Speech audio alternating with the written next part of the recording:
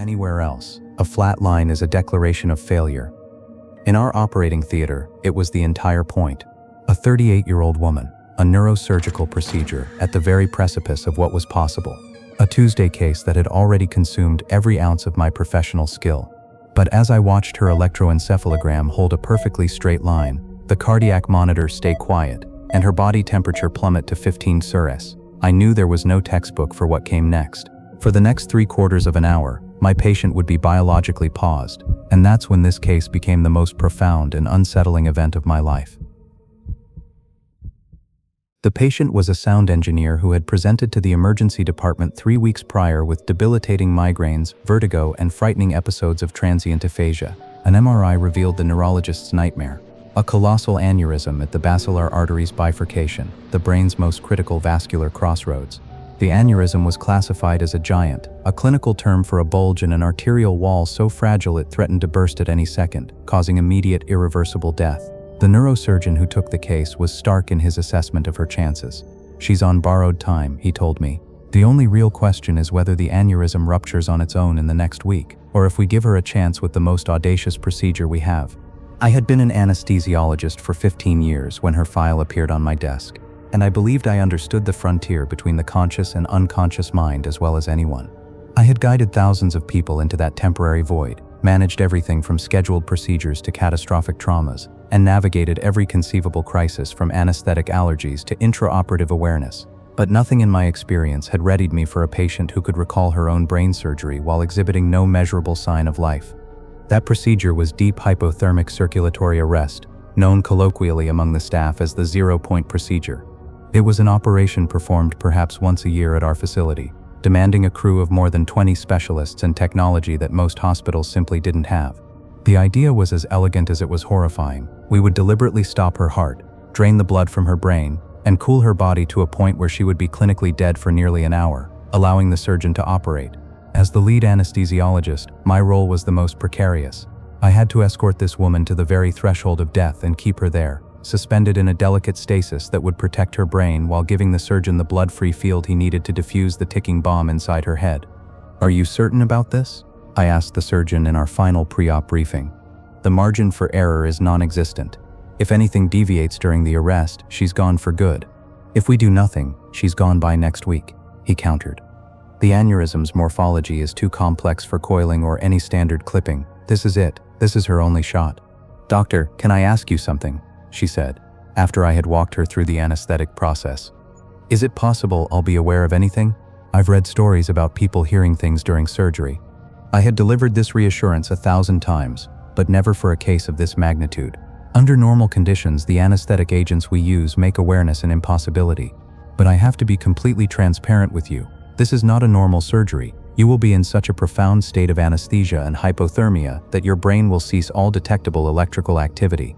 If consciousness is generated by the brain as we currently understand it, then you will have no awareness, period. The patient, when I met her the night before the surgery, possessed a surprising serenity. Most people facing such an ordeal would be paralyzed by fear, but she seemed to have a quiet, resolute acceptance of her situation. The question was unusual, and I remember I had to think for a moment before I responded. "And if consciousness isn't what we think it is?" Then I imagine we are both about to learn something extraordinary about the human mind. The operation was slated for 7:30 a.m. I was at the hospital by 5:30, triple-checking the anesthetic strategy and inspecting the specialized equipment. This was about more than just sedation. I was responsible for orchestrating the cooling and rewarming, managing the delicate handoff to and from the cardiopulmonary bypass circuit, and monitoring her brain with devices designed to pick up the ghost of an electrical signal. I carefully placed small, custom-molded speakers into her ear canals, sealed them with soft gauze, and began playing a series of rapid clicks at 110 decibels, the auditory equivalent of a nearby siren. These clicks were designed to trigger a brainstem response, a primal reflex that should persist even in deep anesthesia.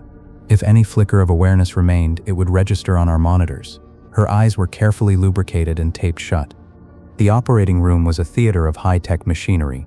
Beyond the usual monitors, we had a continuous EEG, brainstem auditory evoked potential monitors to assess deep brain pathways, and thermal probes to track her core temperature with fractional precision. When the patient was brought in, I initiated the most intricate anesthetic induction of my career. It began with the standard cocktail: propofol to induce unconsciousness, fentanyl for analgesia, and rocuronium for muscle paralysis. But then came the preparations that distinguished this case from all others. By 10:30 a.m., we had reached the point of no return.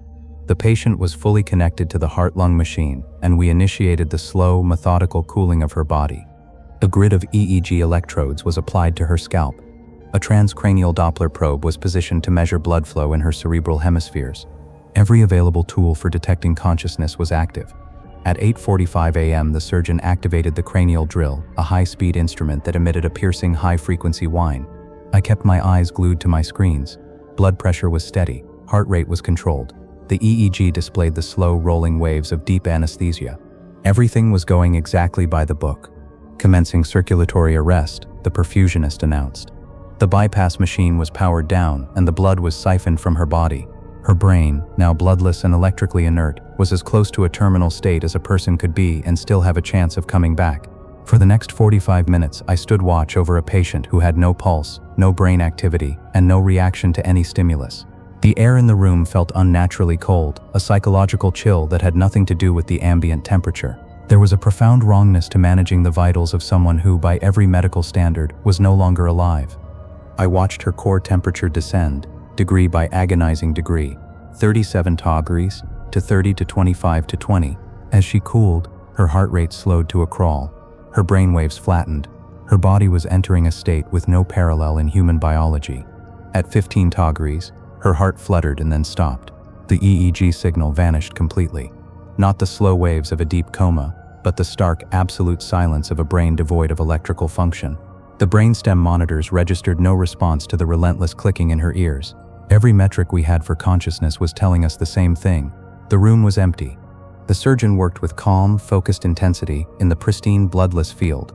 Without circulation to cloud his view, he could finally see the aneurysm in its entirety. It was even more precarious than the scans had shown, a paper-thin bubble of arterial tissue that seemed to shimmer under the operating lights. A single misstep, a moment of hesitation, and repair would have been impossible. At 11:45 a.m., the surgeon deftly secured a tiny titanium clip around the aneurysm's neck. "Clipped," he said, his voice cutting through the quiet tension. "Let's bring her back." The rewarming was as meticulous as the cooling. The bypass machine whirred back to life, circulating warm blood into her inert body. I watched her temperature slowly rise, 18 to 20. As her body warmed, the first signs of her return emerged, a faint flicker of activity on the EEG. Her heart, coaxed by the warming blood, began to fibrillate. At 30 Dr. Sear, I delivered a controlled electrical shock, and her heart jolted back into a normal sinus rhythm. The monitors bloomed with the familiar, life-affirming waveforms of a functioning human being. Her brainwaves returned, first as sluggish delta waves, then slowly organizing into the more complex patterns of a mind reawakening.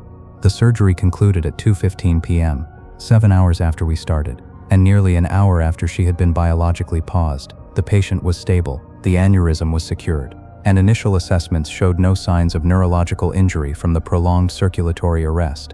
I anticipated a slow, arduous recovery. Patients undergoing this procedure usually spent days in the ICU, wrestling with confusion, memory gaps, and other neurological side effects from the trauma of their controlled death and revival. But this patient was different. She awoke in the post-anesthesia care unit with a clarity that was startling. Her first words were not mumbled or disoriented. They were crisp and direct. "Doctor, I have to tell you what I saw during the surgery." I assumed she was describing anesthetic dreams, a common phenomenon I typically regarded as the brain's way of making sense of the physiological chaos of an operation. "What do you remember?" I asked, mostly to be polite. That seized my attention. Awareness during standard surgery was exceedingly rare but documented. Awareness during deep hypothermic circulatory arrest, with a flat EEG and no cerebral blood flow, was supposed to be a physical impossibility. "I remember all of it," she replied. "I was watching the whole thing." "Tell me what you think you saw," I said, pulling a stool to her bedside. "What else?" I froze. She was uncannily accurate about the sound's texture, a detail a sound engineer might notice. But it could still be a coincidence, a sound from the OR incorporated into a dream. I heard the drill start. It had a very specific sound, not a single tone, but a layered frequency, like a sine wave around 8 kHz with a noisy, high-frequency overtone. Now I was listening intently. The Metis Rex drill we used did resemble a Dremel, and it came in a custom foam-lined metal case. This was not information a patient would ever have. I could see the drill. It looked like one of those Dremel tools, and the case it was in was open on a side table. It was a silver case, like a musician's road case, with foam cutouts for all the different burrs and attachments. I also heard one of the nurses talking about the main overhead light. She said the third bulb from the left was flickering, and that it was distracting the surgeon. My blood ran cold. That exact conversation had occurred, but it happened while she was deep under anesthesia, her brainwaves flat, her body devoid of circulation. There was no conceivable physical pathway for that information to have reached her brain. I was above, floating near the ceiling. Looking down, I could see my own body on the table, but I didn't feel connected to it. It was like watching a silent film of someone else's operation. "Where were you when you heard this?" I asked, my voice barely a whisper. Over the next hour, she recounted a stream of details that she had no business knowing. She described the specific type of suture the surgeon used to close the dura, the moment a surgical instrument was accidentally dropped on the floor, and even the brand of coffee one of the nurses had brought into the room. At one point, she said, "You had trouble placing the arterial line in my left leg. The pulse was too weak. You had to switch to the right side." This had happened precisely as she described during the period of circulatory arrest. The detail was buried deep in the surgical record, but it was not something she could have possibly perceived while her brain was offline. I spent the following days in a state of disbelief, meticulously investigating her claims. I compared her memories against the surgical logs, the anesthetic chart, and my own detailed notes.